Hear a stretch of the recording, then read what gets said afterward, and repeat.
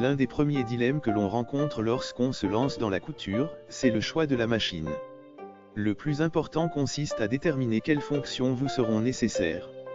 Il n'est pas utile de partir sur un modèle trop sophistiqué si vous n'êtes pas certaine que la couture vous plaira.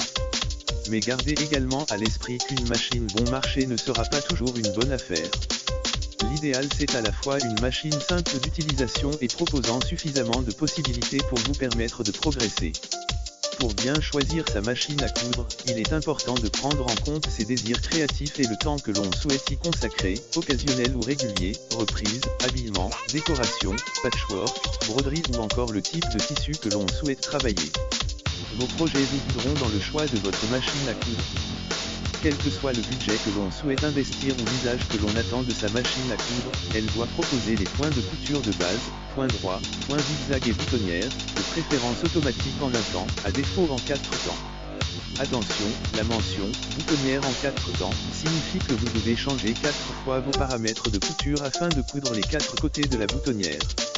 Sur une chemise, cela peut être fastidieux. Le point pour couture stretch, ou élastique, s'avère utile pour travailler les tissus extensibles comme le jersey par exemple. Enfin, le point de surjet, aussi appelé point overlock, permet de réaliser des ourlets de bonne facture, même si un point zigzag serré près du bord peut aussi faire l'affaire.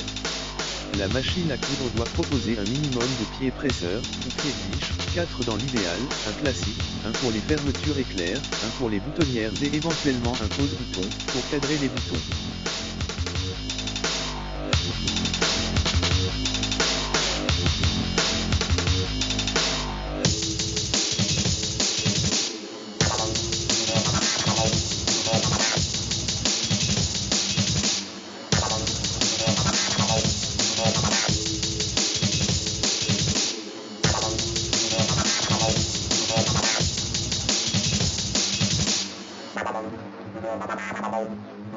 Oh!